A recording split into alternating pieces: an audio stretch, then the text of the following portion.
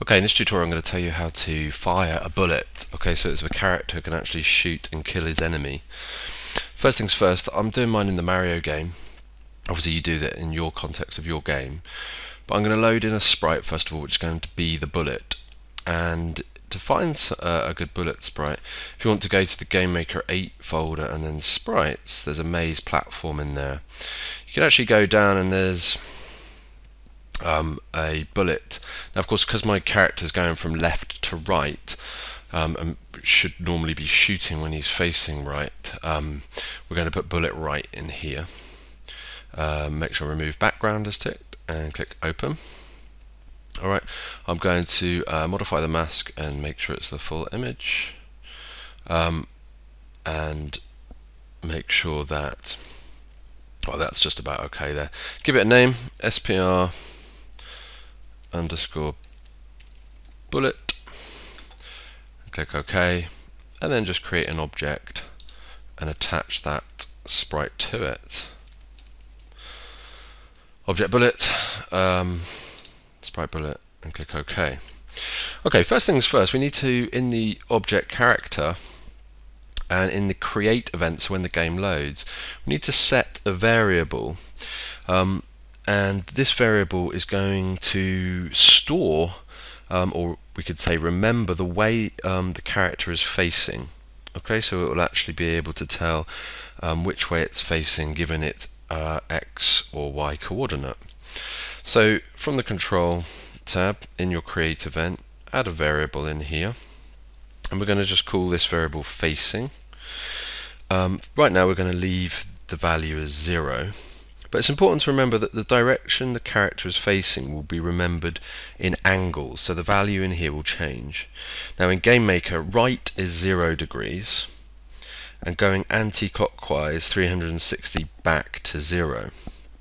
Okay, so up would be 90, left would be 180, and then right would be 270.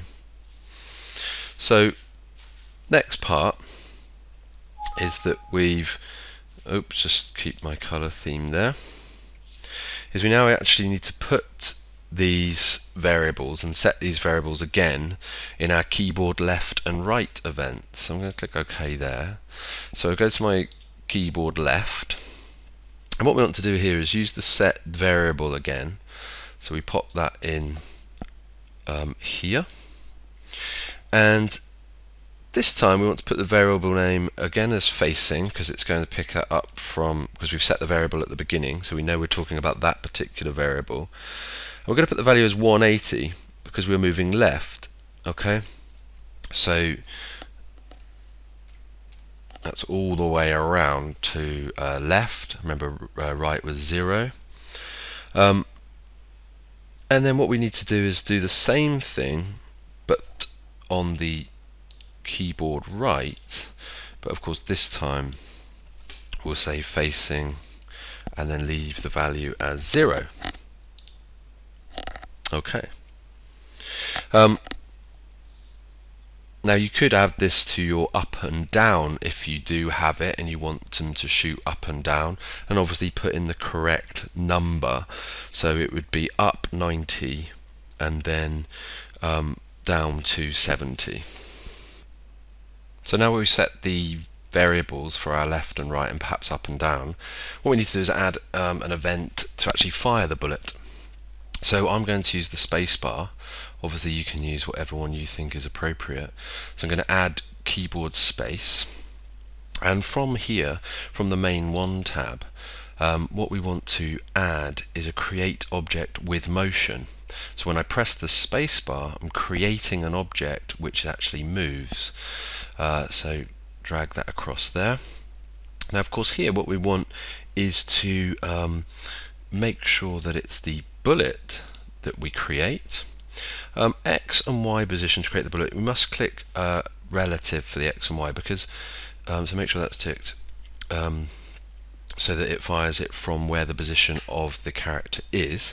You need to give your bullet some speed. I'm going to give mine a speed of 15, and of course the direction we want the bullet to go in is of course the direction variable that we've set at the beginning, and in this case facing. Okay, and that's pretty much it. We can click OK. Now if I just go and test the game now and see what happens, you'll be able to see that if I actually press the space bar for Mario now, he starts shooting bullets, but I can't see, if I go right to the end, you can see that it goes through the wall. Okay, and we don't want it to go through the wall, so we need to change that now. So what we're going to do is go to our object bullet. We're going to add a little collision event here, so that when it has a collision with the wall, we want it to destroy itself. Okay, so destroy self. And therefore when it hits the wall, it will just disappear. Okay, so the character can fire bullets now, but how does he kill the enemies? Alright, so what we need to do now is to make the enemy disappear, and the bullet disappear, of course, when it hits it. So let's go into our enemy, object Bowser, and we need a collision with the bullet. And on collision with the bullet, we want it to two destroys here. We want to destroy instance of itself, okay? And we also, so that will destroy the bullet itself, and also destroy other, so that will destroy Bowser in this case. And that's pretty much it. Now obviously if you wanted to add a sound here, or add some scores or lives or anything, you could do, so anything you like, but that's pretty much it for the basics of this. Let's just run it now and let's have a look to see what it should look like. So let me see if I can fire my bullet. I jump up, fire it, and you can see there it's destroyed an instance of Bowser.